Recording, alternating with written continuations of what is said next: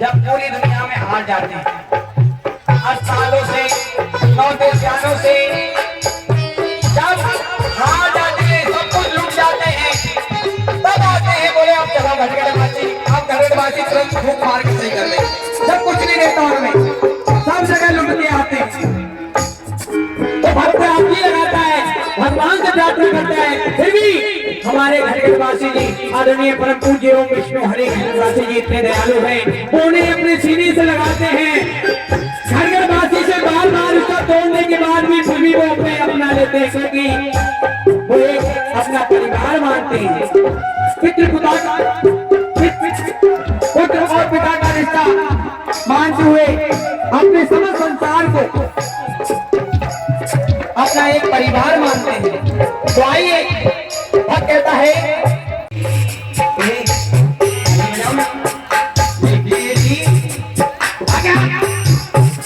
ऐसे पिकनिक नहीं बनेगी जब तक कुछ करोगे नहीं, जब तक हाथों को उठा के ताली नहीं बजाओगे। बना दे भगवान, बना दे भगवान तेरे दीनों के भिखारी, कमल चरणों में आई ये दुनिया सारी।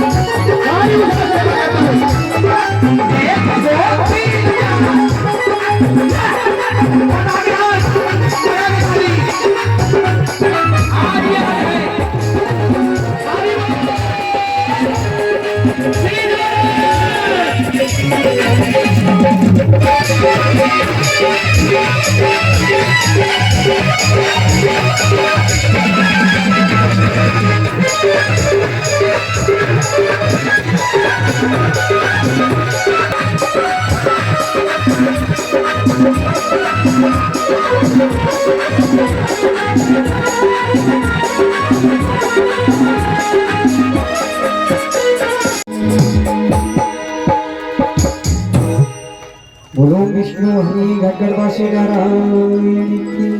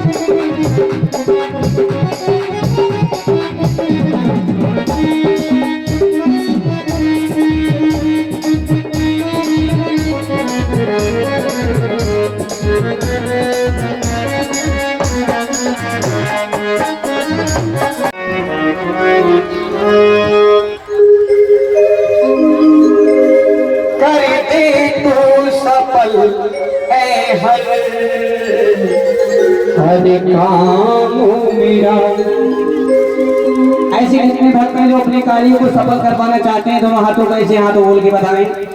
देखो, काम सफल तभी होगा जब श्रद्धा भाव के साथ आप कहे कार्य को करोगे। और ध्यान,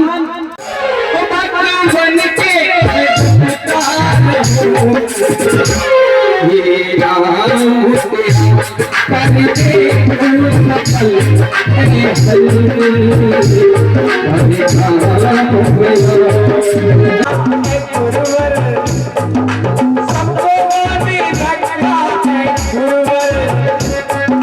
माया की जंजीर माया की जंजीर आके काट दे गुरुवर मेरे कष्टों का मेरा क्लेश रहता है और हमें न नींद आएगी न आलस आएगा। हमारा भक्ति मार्ग जो है ये बड़ा संपन्न बना रहेगा। और जब हम आसन नहीं जमा पाए, खाना अधिक खाकर आए हैं, बार बार हमें उठना बैठना लगेगा। और एक बीमारी चल गई है गैस की। गैस की बीमारी कब से चली है? जब से हमारी देवियों को, लक्ष्मियों को फायदा हुआ है ना, गैस का खाना मिला है। चूल्हा नहीं जलाना पड़ता है, लेकिन एक फायदा हुआ खाने का, बर्तन काले नहीं होते हैं। लेकिन दूसरा नुकसान कई हो गए। गैस घर घर में जन्म ले लिया है। ये मेरे प्रिय परिवारजनों, हमारी जितना भी हमें सुकून है और इतनी भी हमारी परेशानी, हम किसी एक जगह छोटा सा आराम लेते हैं, हम जीवन में कई एक बीमारी अपने शरीर में धारण कर देते हैं। जिस घर में कोई एक दूसरे की बात नहीं मानते, उन घर में शुगर, उनके घर में हार्ट, उनके घर में अलग अलग बीमारियां और दरिद्रता निवास ले लेती है। क्योंकि भगवान विष्णु तुम्हारे घर लड़ाई में क्यों जाए? ना जाने किस समय तुम्हारे दो दो हाथ हो जाएं, तो भगवान क्यों चक्कर में पड़े? तुम्हारे घर जाके अगर जा रहे हैं और देख रहे कि घर में झगड़ा हो रहा है, तो भगवान दरवाजे से ही वापस लौट जाए न जाए। अब आप समझ लो, आप अपना फैसला कर लो कि शांति किनको लेनी है, भगवान किनको लेना है। यह फैसला तुम्हारे हाथ में है देवता। अगर शांति लेनी है, हाँ, तो ऐसे हो जाओ, कोई कितना भी कुछ कहे। मीरा से, सत्यवान सावित्री, धर्म से, प्रहलाद से, अरे किसने क्या नहीं कहा। और भक्त साधु संत कैसे कैसे सुनते हैं। क्या रहे मन उनका घटा और भृग सुत मारिए ला।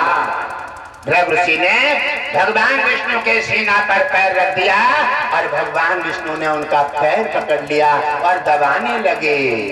कहने लगे, हे मेरे ब्राह्मण देवता, मेरा ये सीना वज्र का है और तुम्हारे कोमल पैर हैं, कहीं तुम्हारे पैर में तो ना लग गई।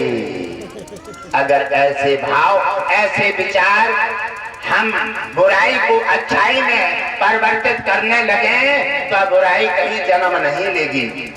और अच्छाई को जब हम बुराई में परिवर्तित कर देते हैं, तो अच्छाई खत्म हो जाती है। सब जगह बुराई बुराई दिखाई देने लगती है। आपने जानते हैं, बड़े बड़े धुरंधर राजा हुए, जैसे राजा परीक्षित। और जब कलयुग का आन हुआ, और राजा परीक्षित कलयुग के सबसे पहले राजा थे। और जब उन्होंने देखा शिकार खेलने जा रहे थे, अब थोड़ी देर खड़े रहो, रिफ्रेश हो रहे हो। अश्विनी कुमार सुसैन वैद्य की जांच चल रही है, इसलिए मैं आपको खड़े करा हूं। अरे खड़े करने का, बैठाने का हर समय कोई न कोई उद्देश्य हो गए। आपकी बीमारी का रिफ्रेश किया जा रहा है और देवता हमारे लगातार काम कर रहे हैं। इसलिए मैं आपको थोड़ी देर खड़े होने का कष्ट दे करके आपकी समस्या और बीमारी का निखार करूंगा। गुरुदेव भगवान की जय।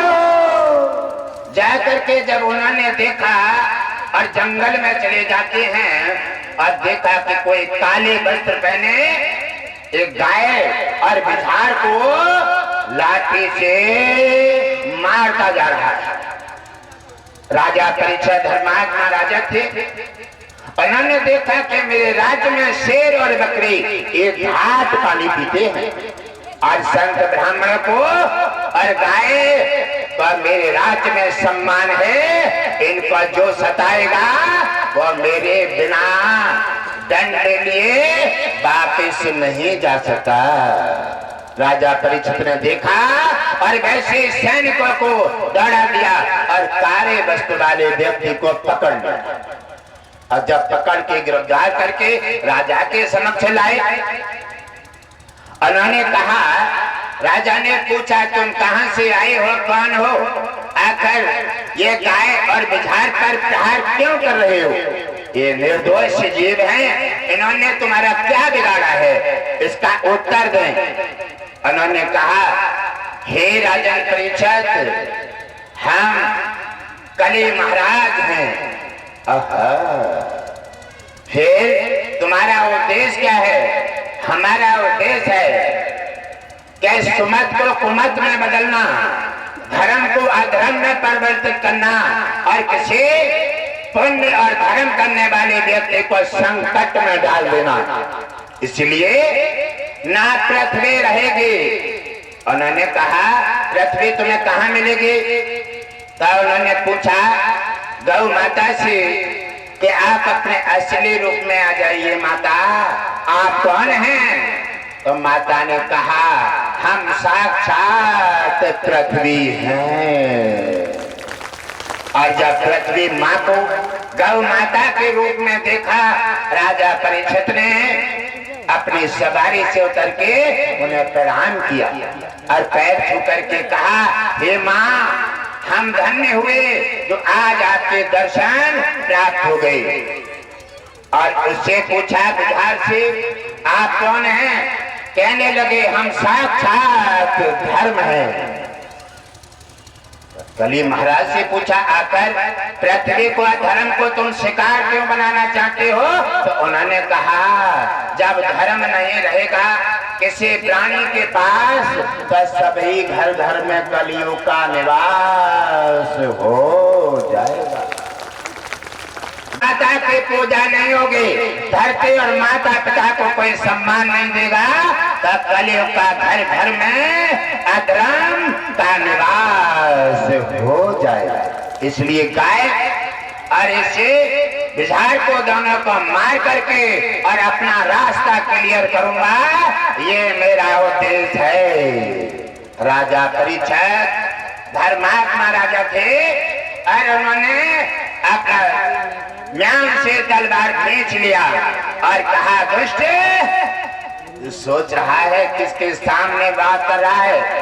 जिन गौ ब्राह्मण और साधु संतों के लिए हम जीवन अपना समर्पित करके और फिर भी इनकी रक्षा करेंगे, जिनको हर अवतार में भगवान विष्णु ने जिनका आदर किया है, जिनका सम्मान किया है और जिनके पैर धोकर पंचामृत लिया है और जो कान गाजल बोले है, जब तुम मेरे सामने धर्म और पृथ्वी को मार करके और अधर्म और घर घर में अपना निवास लेना चाहता है। जब नंगे तलवार राजा परीक्षित ने जब निकाले, कली महाराज घबरा गया। क्यों? कि राजा परीक्षित धर्मात्मा राजा था, भगवान विष्णु की पूरी सहायता उसके साथ थी। कहने लगा, ये अवश्य मार देगा। कली महाराज ने सोचा, मुझे हिसाब से काम ले लेना चाहिए। कहने लगा, राजन, आप तो धर्मात्मा राजा हैं और मैं जानता हूं आप मुझे मार देंगे, लेकिन एक बात है, आप अगर मुझे मार देते हैं तो ब्रह्मा नाराज हो जाएंगे। क्यों? कहने लगे, ब्रह्मा के 4 पुत्र हैं, कलयुग, द्वापर, त्रेता और सतयुग। अगर एक बेटा को मार दोगे तो पिता नाराज नहीं होगा और ब्रह्मा नाराज हो गए तो जानते हो राजन, आपकी सारी चीजें सुख दुख में बदल जाएगा और राजा परीक्षित विचार करने लगे, बात तो ठीक कह रहा है, और कहने लगे ऐसा करो, घर का समझौता कर लो। अच्छा मेरे प्रिय परिवारजनों, आप सभी अपना अपना आसन ग्रहण कर लें। हे मेरे अश्विनी कुमार सुसैन बैठे, आप भी अपना आसन ले लीजिए।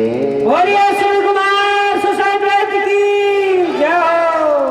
ये तो कली महाराज का ही स्थान है, ऐसी जगह कली महाराज बसता है। कहने लगे तथास्तु, ऐसा ही हो। कहने लगे अब सुनिए, आपने सारे जगह मेरे को ऐसे गलत जगह मांगे हैं, और एक कोई अच्छा स्थान दे दीजिए।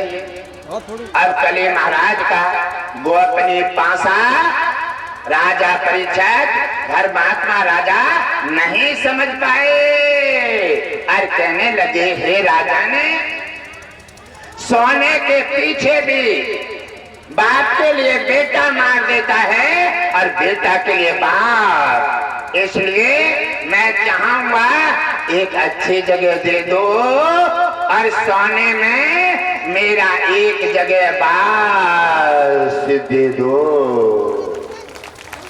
राजा परीक्षित ने कहा, बात तो सारी जगह अगर गलत मांग ली है, सोने के पीछे भी झगड़ा हो जाते हैं, अरे चलो कोई बात नहीं। राजा ने अपने बाल के बारे में नहीं सोचा, और तत्काल राजा ने उन्हें और वचन दे दिया और कहा तथास्तु, ऐसा ही हो। जैसे ही वरदान दिया, ऐसे ही कली महाराज ने सोचा अब तो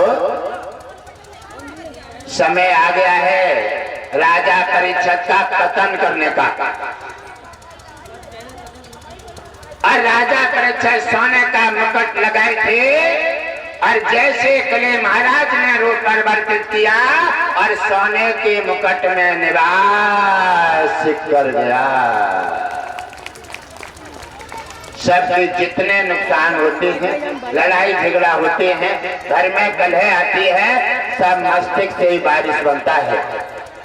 जिसका मस्तिष्क ठीक होता है, जिसका माइंड ठीक होता है, जिसका ब्रह्मांड में भगवान विष्णु का निवास है, उसके घर में ना लड़ाई होगी, ना झगड़ा होगा, ना गलत खान पान होगा, और ना कभी गलत विचार आएंगे।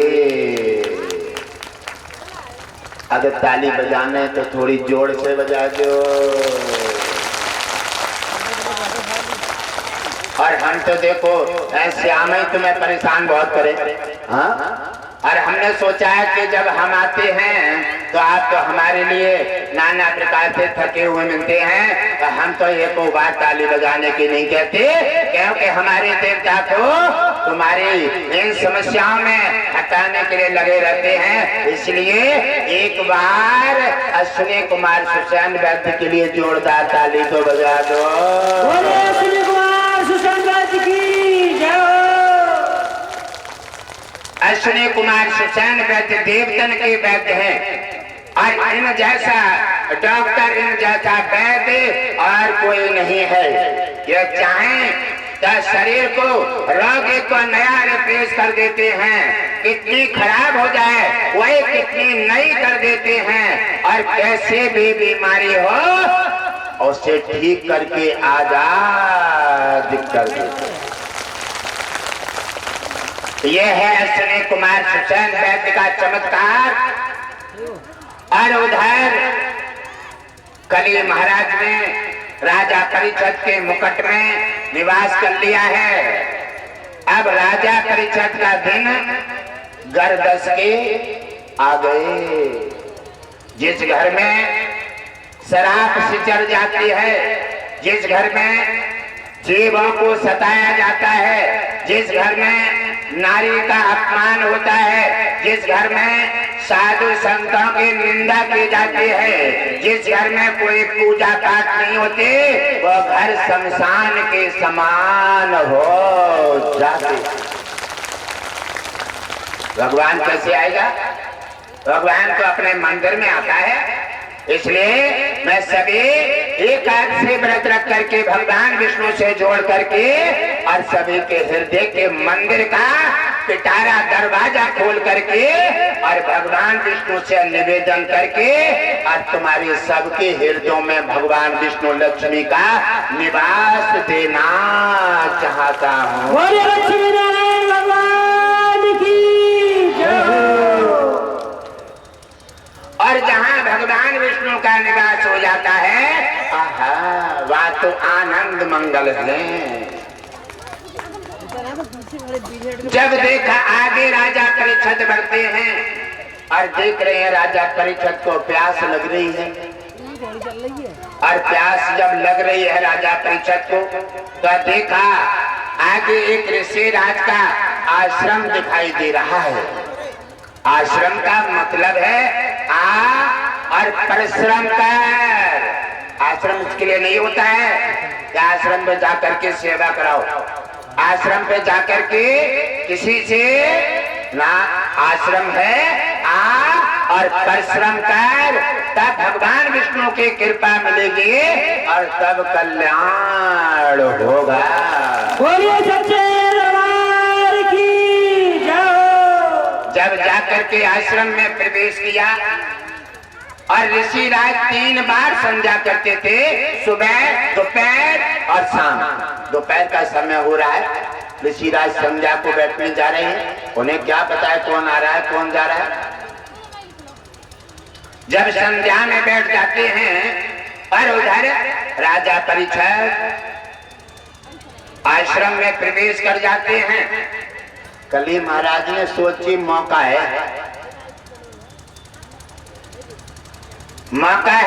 और इसी समय पासा फेंक दो, और राजा परीक्षित का सफाया का समय आ गया है और कोई मौका नहीं मिलेगा।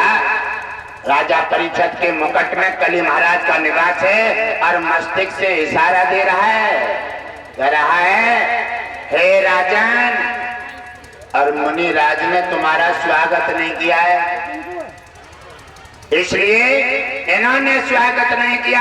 और मुनि राज का स्वागत कर दें। झोपड़ी के पीछे एक सरफ मरा हुआ पड़ा हुआ है और लाकर के मुनि राज के गले में डाल करके उनका स्वागत कर दो। छल कपट हमेशा बना रहा है।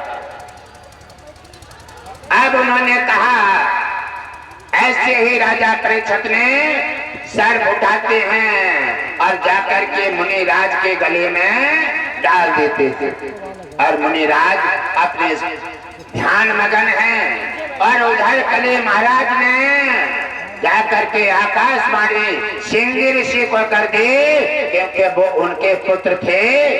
वाह, ये भी पुत्र धर्म निभा रहे हो। आपके पिता का किसी राजा ने अपमान कर दिया है और आप यहाँ तपस्या कर रहे हो। धिक्कार है तुम्हारे पिता और पुत्र के रिश्ते में। तत्काल सिंगी ऋषि ने वहीं से जल लिया और बिना विचारे वो करे, फिर पीछे पछताए और बोए पेड़ बबूल के आम कहां से खाए, नाश करने के लिए। और उसी समय सिंगी ऋषि ने जल हाथ पर रखा और वेद मंत्र का उच्चारण किया और कहा, हे राजन, जिस राजा ने मेरे पिता के गले में मरा हुआ तक्षक डाला है और मेरा अश्राप है, वही तक्षक 7वें दिन जीवित होकर के डस लेगा और ब्रह्मा विष्णु महेश भी नहीं बचा पाएंगे।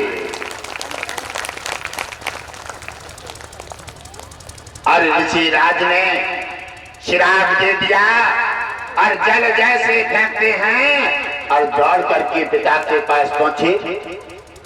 पिता अपनी ध्यान से उठते हैं और कहने लगे, पिता, ये तुम्हारे गले में तक्षक डाला है और मैंने उसे सबर सिखा दिया है। पिता ने कहा, पुत्र, तुमने कोई दंड तो नहीं दे दिया? अरे कहने लगे पिता, तुम्हारा कोई अपमान करे और मैं उसे साबित छोड़ दूं, मैंने उसे श्राप दे दिया है, यही तक्षक 8वें दिन जीत होकर के 10 लेगा और ब्रह्मा विष्णु महेश भी नहीं बचा पाए। राजा परीक्षित धर्मात्मा राजा है और कलयुग का पहला राजा है। संत ब्राह्मण गौ कन्या का सिर मोहर है, जिनके लिए अपने जान छड़क के भी बचाने का काम कर देता है।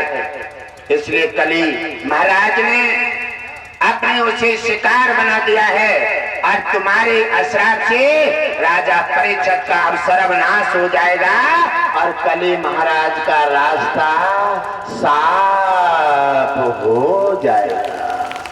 हमने श्राप तो दे दिया है, लेकिन जाकर के राजा परीक्षित को सुझाव दे दो और वो कोई हो सकता है अपने मोक्ष का साधन ढूंढ करके और अधोगति से बच जाएंगे, वरना होते होने में उन्हें रहना पड़ेगा।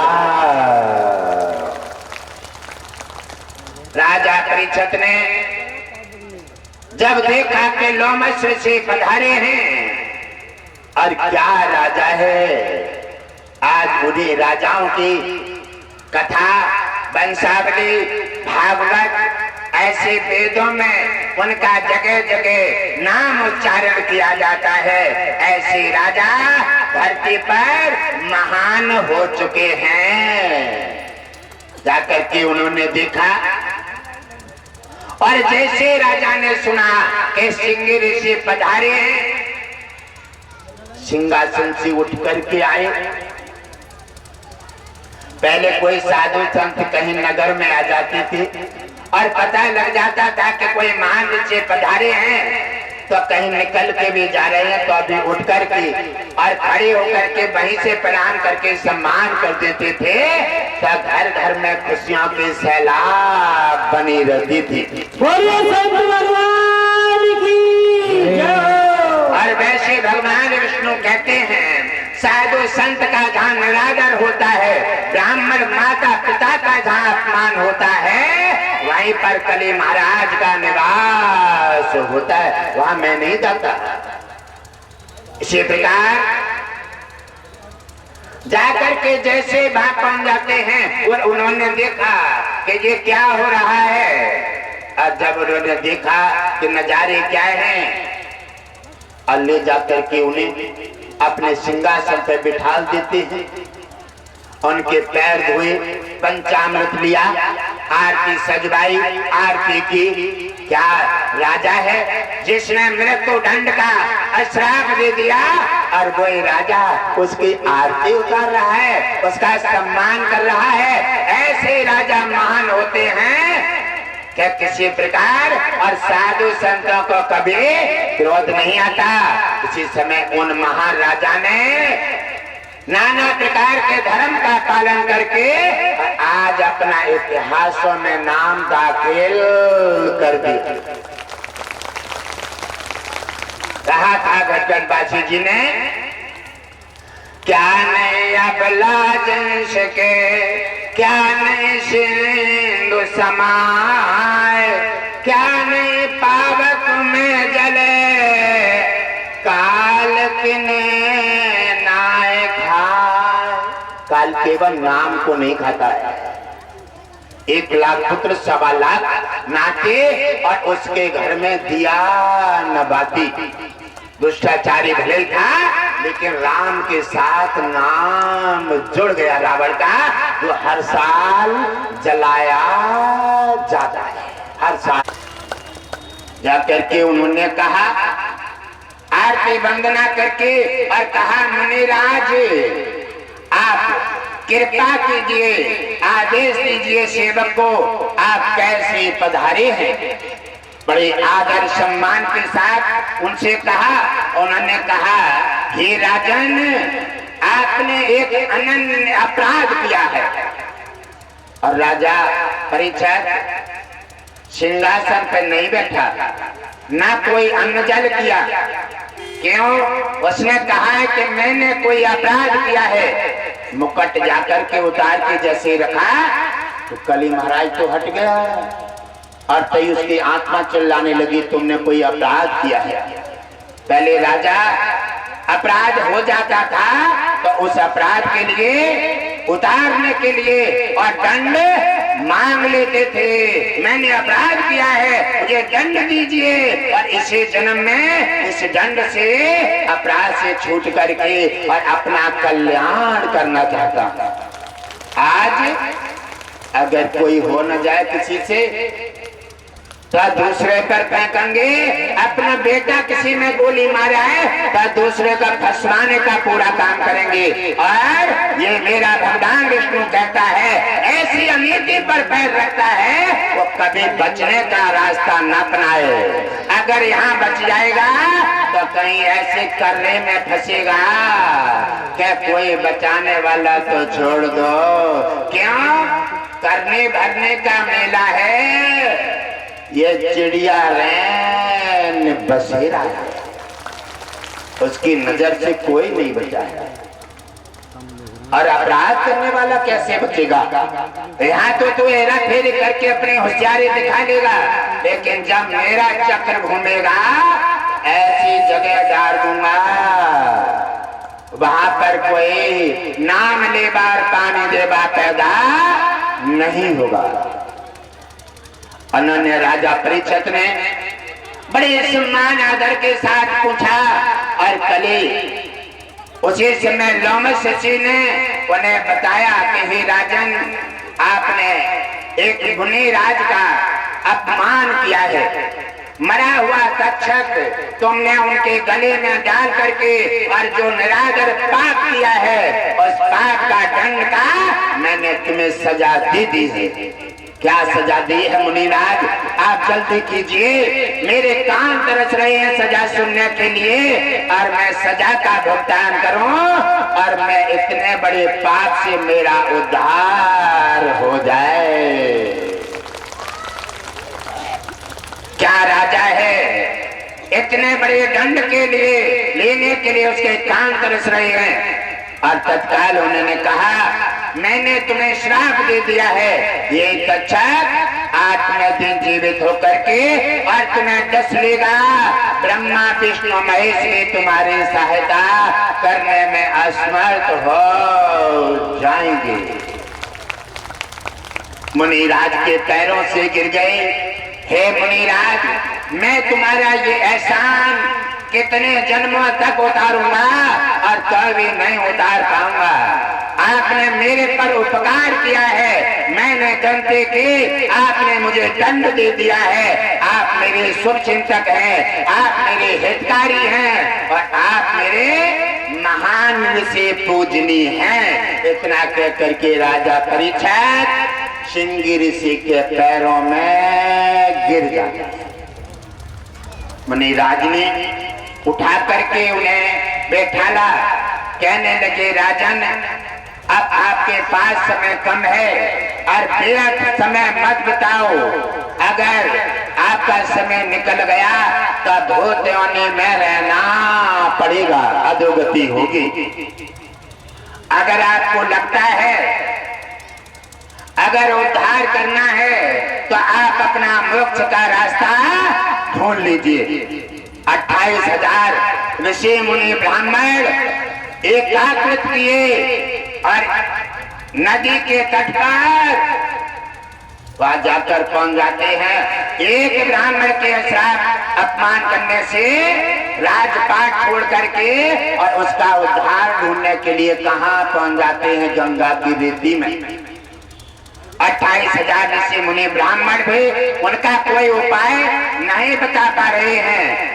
तब उन्होंने कहा कि जाइए, व्यास के पुत्र हैं सुखदेव, आप उनके पास जाएं, वो तुम्हारे मोक्ष का मार्ग बता सकते हैं।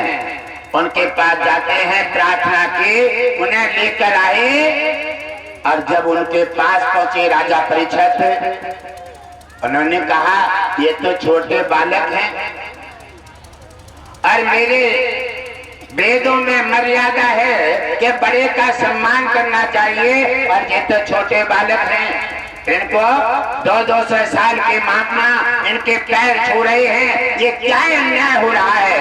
हमारे यहाँ बड़े को सम्मान दिया जाता है।